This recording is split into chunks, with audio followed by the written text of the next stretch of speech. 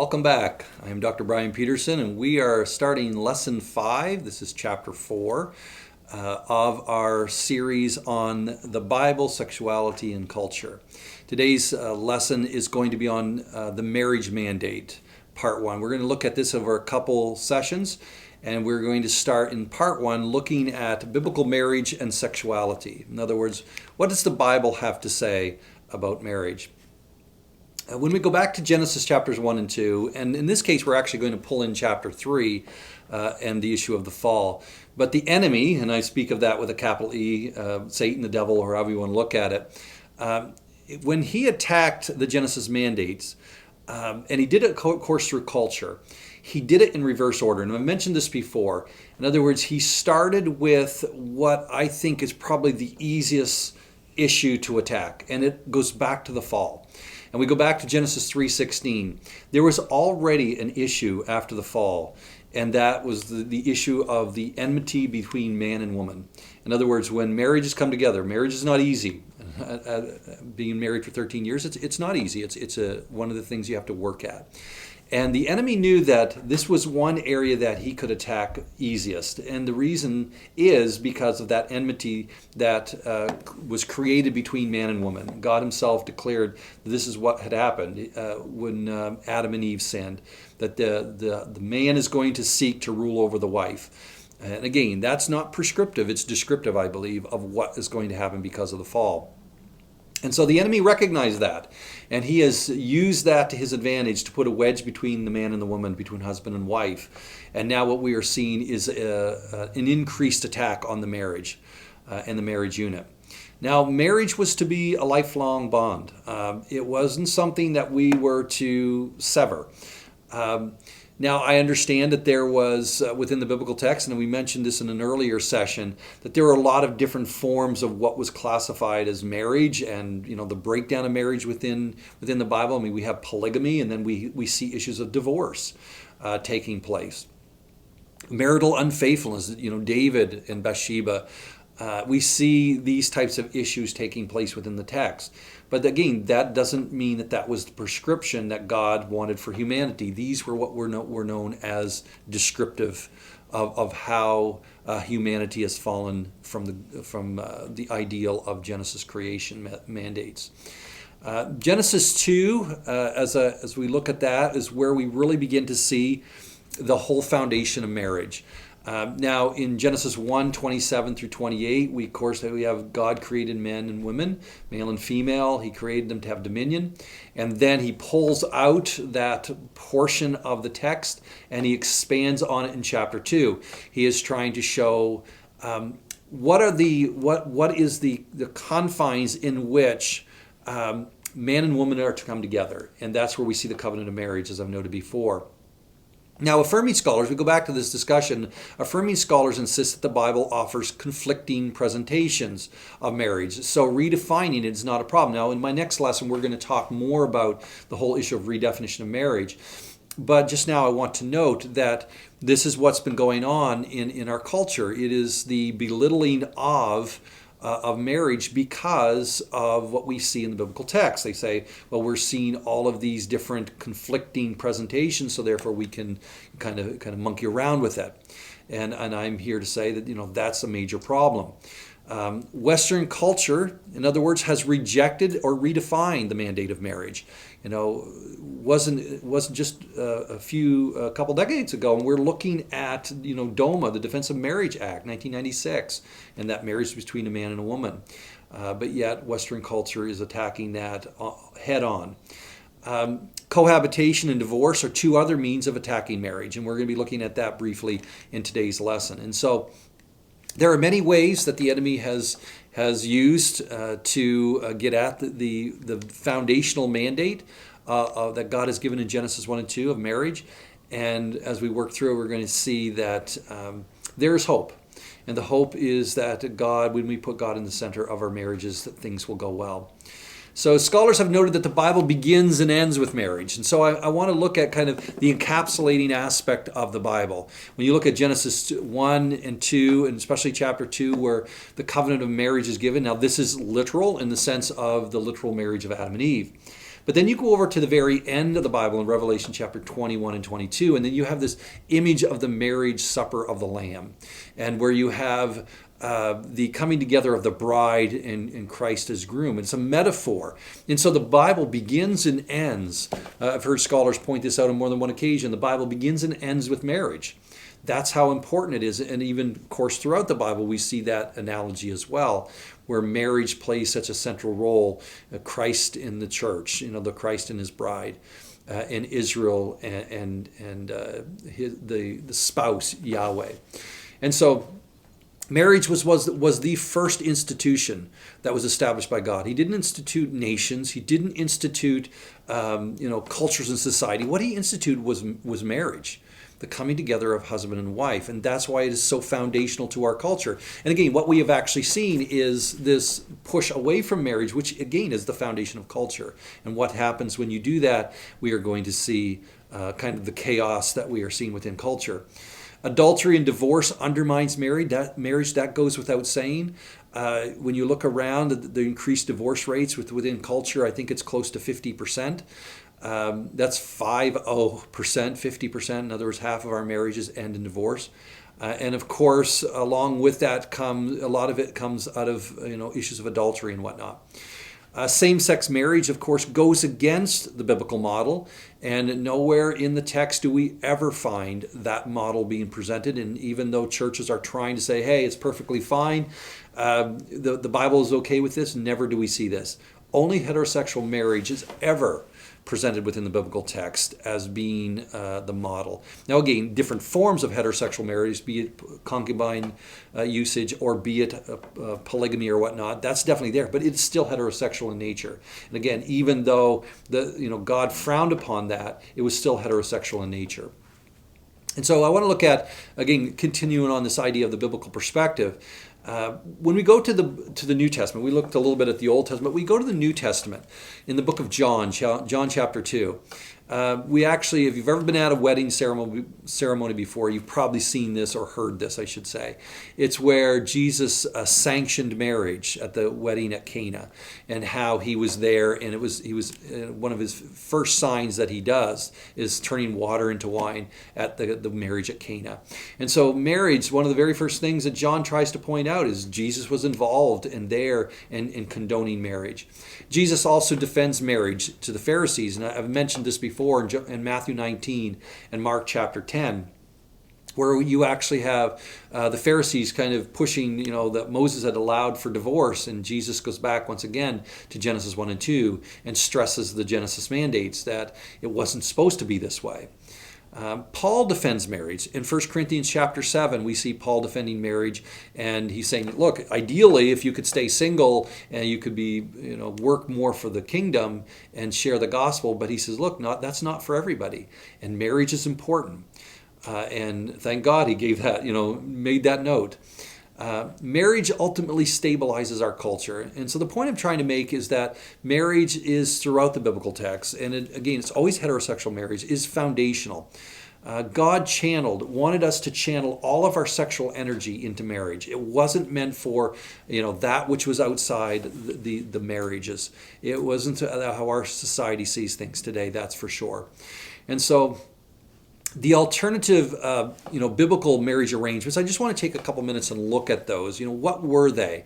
And how do we handle this? Because there are a lot of quote-unquote Christian scholars who go to those alternative forms and they say, here's evidence that we can, change marriage and we can redefine it. And so, as I noted in earlier chapters, there are many examples of these alternative styles of marriage, be it polygamy, concubinage, war brides, levirate marriage, and so forth.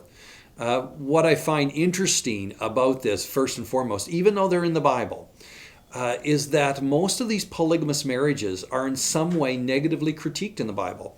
I mean, you go back even to the book of Genesis. Lamech is the first polygamist, and it's presented in chapter 4 as very negative.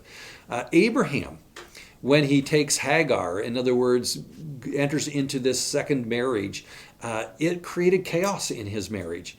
It created chaos in his life. And again, while it's there, while the Bible is reporting what happened historically, it doesn't necessarily condone it.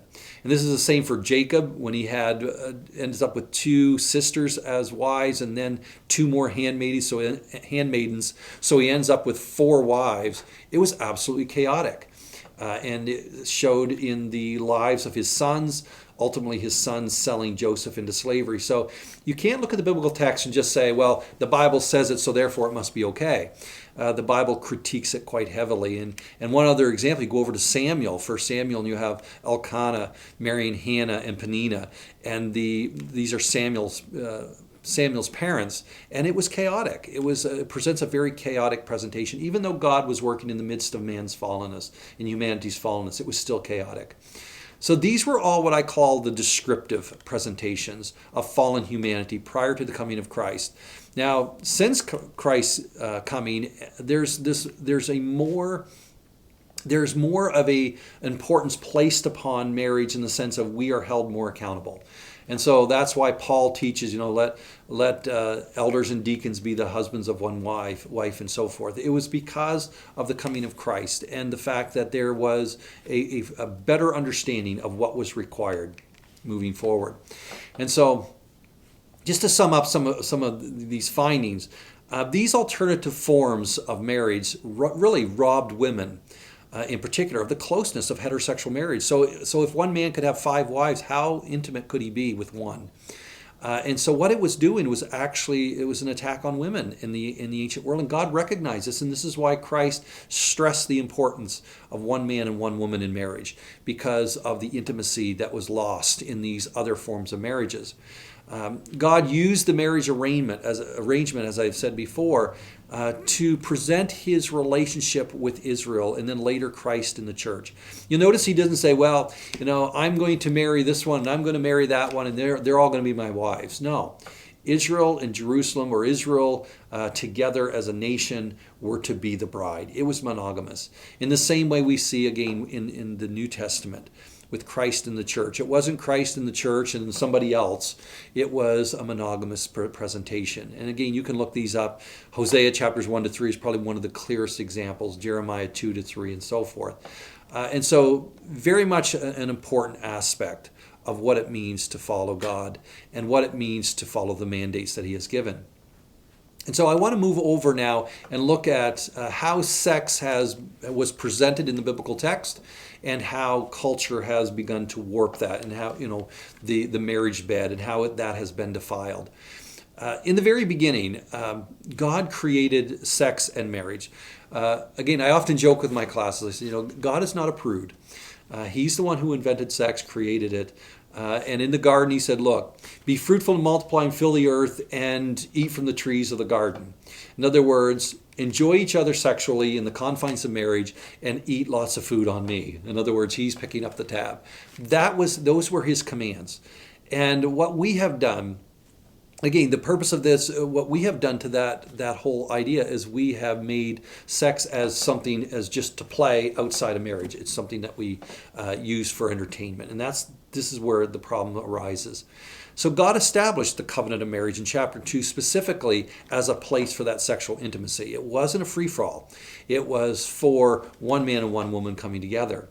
So, interestingly enough, what you actually see in Genesis chapter 2 is God creating the man, Adam, and then creating the woman from the side of Adam, and then bringing Eve to her. And so it's very clear, there's no ambiguity here, that this was the bringing together, and God was in the midst, much like a marriage ceremony. God is in the midst of that marriage ceremony, and bringing these two together, and them becoming one flesh. Now, adultery in the biblical text has always been viewed negatively, and so it was never something, hey, have at it if you want. Marriage is not that important. That's not what we see in the biblical text. What we actually find is that God reserved some of the harshest penalties for those who broke the marriage covenant.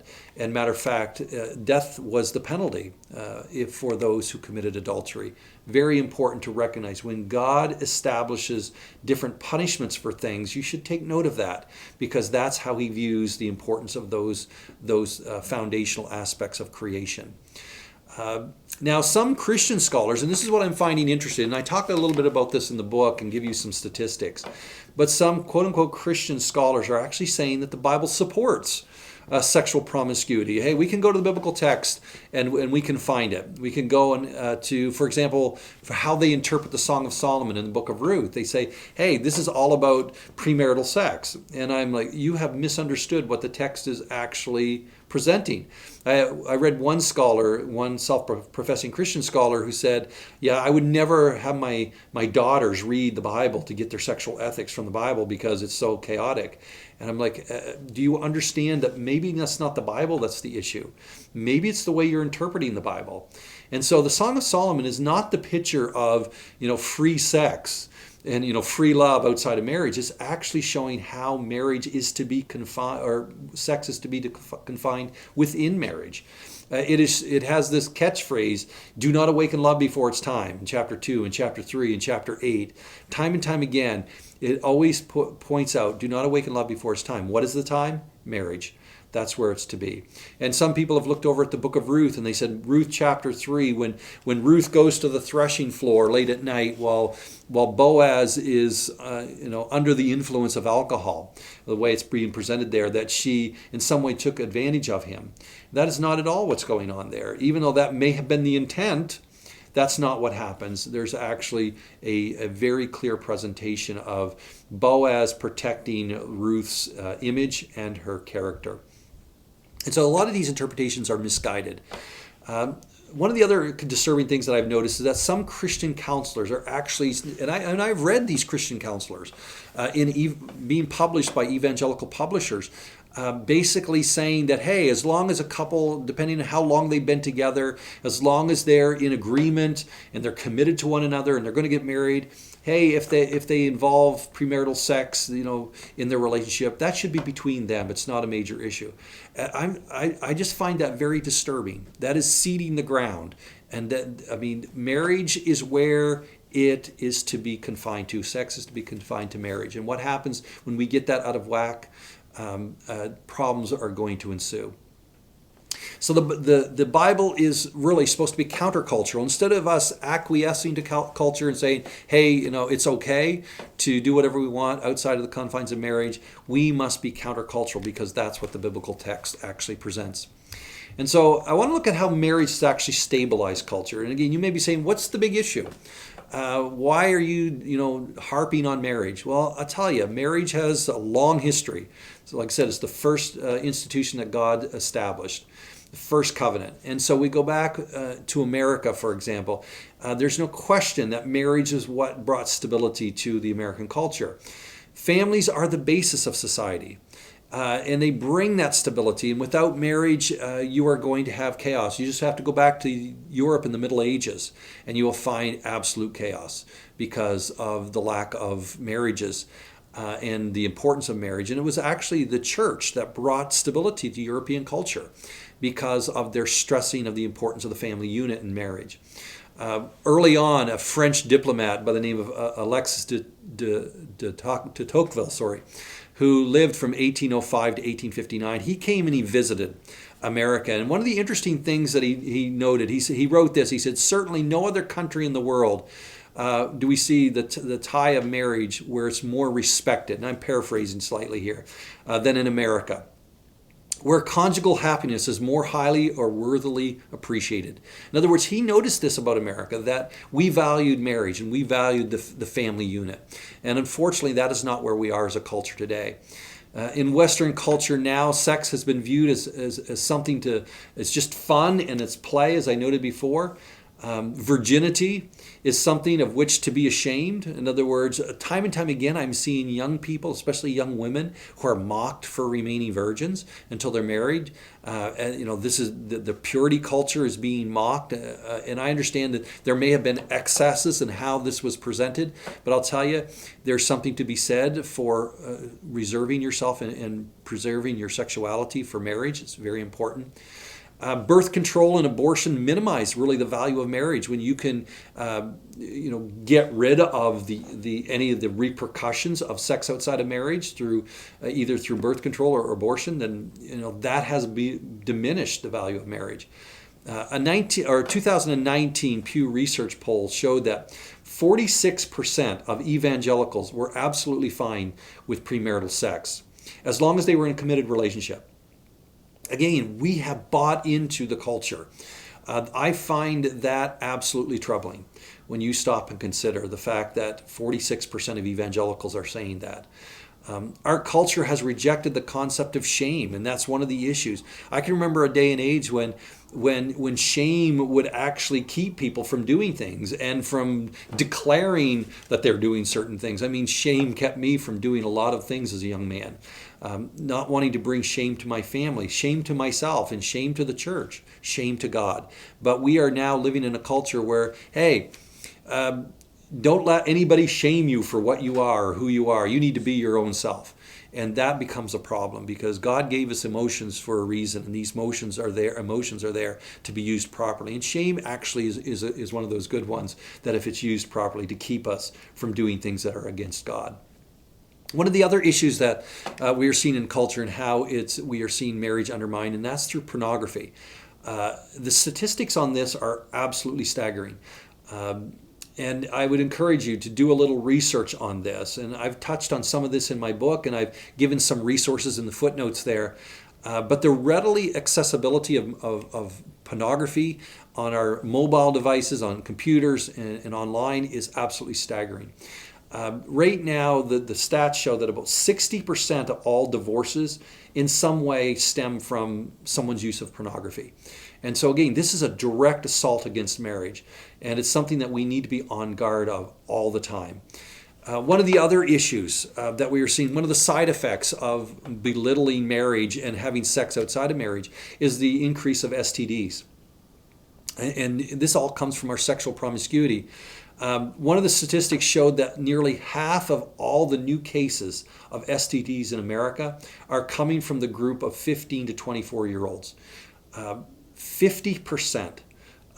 In other words, it's in the young group of individuals who have been told in media, in their pop videos and music videos, and in all of the movies that they watch, that hey, this is all good and it's glamorous. Well, I'll tell you, there are repercussions. God knew what He was doing. And of course, for anybody who has been following the news, a couple of years ago, the notorious Ashley Madison website, which was for hooking up and having extramarital affairs, the numbers were staggering on the number of people who are actually signed up on that website. It's just showing the depravity of America and Western culture. People are rejecting marriage, and it's because of the availability of sex outside of marriage. Hey, if my mom always said, if you can get the milk for free, why buy the cow? And we need to be very careful because that's exactly what's going on in our Western culture. It wasn't sexual liberation that we gained in the 1960s. It was actually chaos. That's what we gained. So God's mandate for marriage is diminished because many Christians, ultimately, evangelicals included, have minimized the importance of Genesis 1 and 2 and those mandates. They basically thrown caution to the wind, and they said, we're going to do it our way. Again, it goes back to, did God say? Yes, He said that marriage was ordained from Him. And when you interpret Genesis, one of the other issues, when you interpret Genesis 1 and 2 as mythology, which is really what's been on the rise within our Western culture, even within the church, when you interpret these opening chapters as mere mythology, then why should we follow mythology when it comes to our sexual ethics? This is the problem that we have when we stumble in these areas of interpretation that or deliberately use these areas of interpretation that minimize what God is saying in these opening chapters. And of course, the youth are going to follow. Hey, if it's mythology, I don't have to follow, and I don't have to abide by it. Now, one of the other issues that I want to look at as we kind of bring this lesson to a close is I want to look at two things. I want to look at the issue of divorce, and I want to look at the issue of cohabitation. Now, while the Bible is clear that, in the law it permitted divorce, again, that's the discussion that's going on with Jesus and the Pharisees. They're talking about Deuteronomy chapter 24, verses 1 to 3, that Moses allowed for the writing of a divorcement, for putting wives away. This was not God's ideal. As a matter of fact, Jesus calls it out in Mark chapter 10, verses 1 to 12. He says, look, this is because of the hardness of your heart. This is not God's plan. Marriage was the ideal, and it was supposed to be for life. And while there may be examples of divorce in the biblical text, and some intimated, that doesn't necessarily mean that that was what God wanted, and it's not God's ideal. And I recognize that in some cases, issues of infidelity and whatnot, it does happen, and that's because we live in a fallen world. But I will tell you, the divorce and remarriage increase that we've seen since World War II, and really this is where the whole issue of the attack on marriage began. It was right after World War II when a lot of young couples got married in haste and didn't really think about it because they thought, hey, my future husband is going to be killed in action. So they got married quickly, and then what happened is love waned. And then the next thing you know, you see an increase in divorce. And that's really where it began, is in post-World War II America.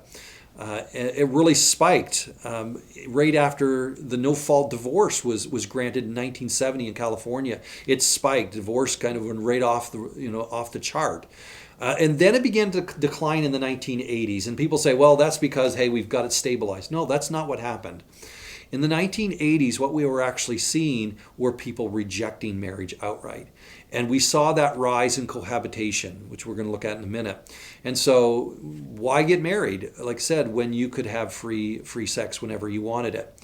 And so today, 51% of the quote-unquote very religious individuals find divorce morally acceptable. So in other words, if you've got over half the population saying, hey, divorce is going to be perfectly fine, or I find divorce as being perfectly fine, then guess what's going to happen? When troubling times come to a marriage, that's going to be what your first go-to. One of the interesting things my wife and I said before we got married, we said, there's one thing that will never enter our discussion if we get married, and that's going to be divorce. We will always work this through with God and with counseling or whatever happens. This is but divorce will never be an option. And so when culture is finding it morally acceptable, is it any wonder why marriage is on the decline?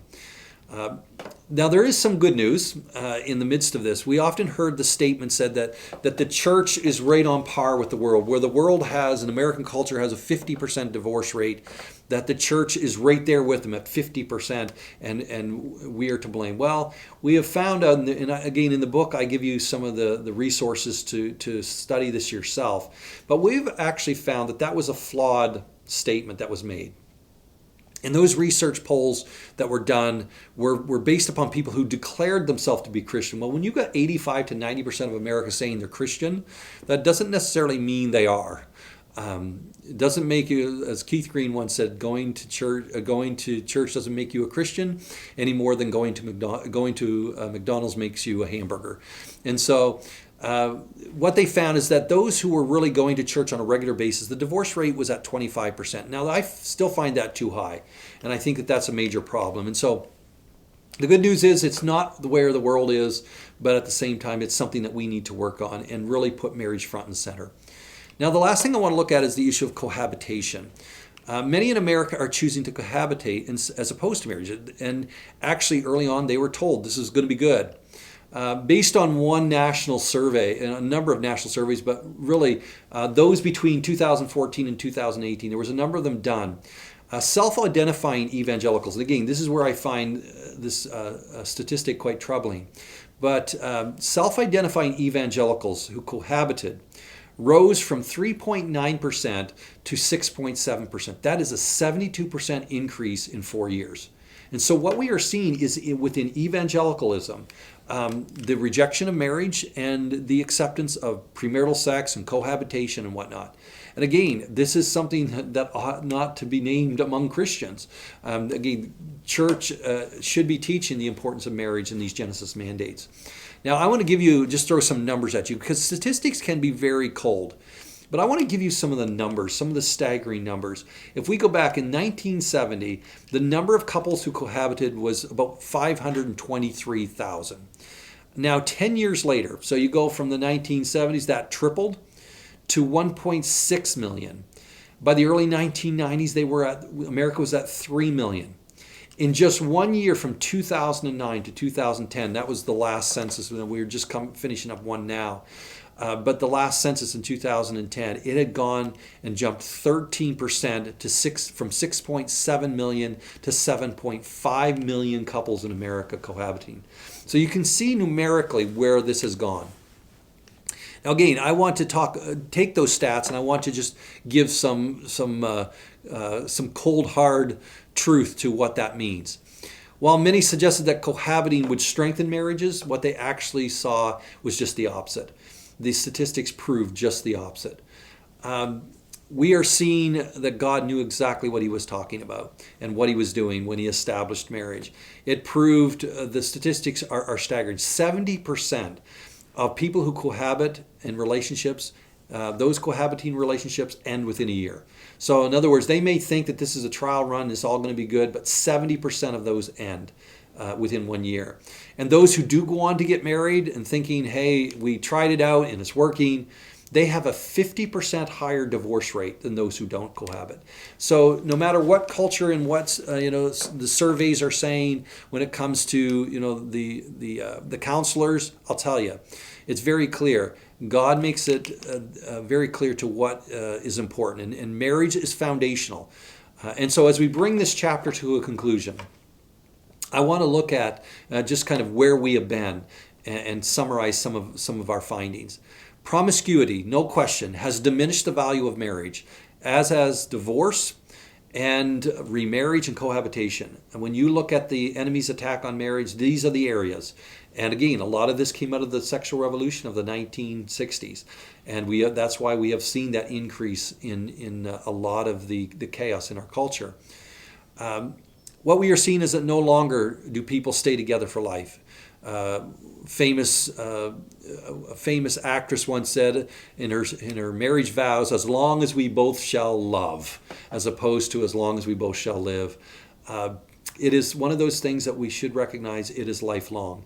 God's mandate of marriage is being rejected at an increasing rate, and that should be something that's troubling to all people who are God-fearers, those who go to church. When we talk about the Genesis mandates, and when we look at that very first mandate, so foundational, that we are rejecting at increasing rates, we should take note of that and recognize that we need to change that as a church. American culture is feeling the repercussions of this in its societal chaos, and now we are actually seeing it in the redefinition of marriage. And in my next lesson, what we are going to do in part 2, in chapter 5, we are going to look at what has happened when we diminish marriage. Well, I'll tell you, it opens the door and paves the way for the redefinition of marriage, because, hey, if the church doesn't find it important enough to hold it as a lifelong relationship, then what's the issue of redefining it? And that's exactly what we are seeing. And so I encourage you to read on, and I look forward to continuing this conversation in our next session.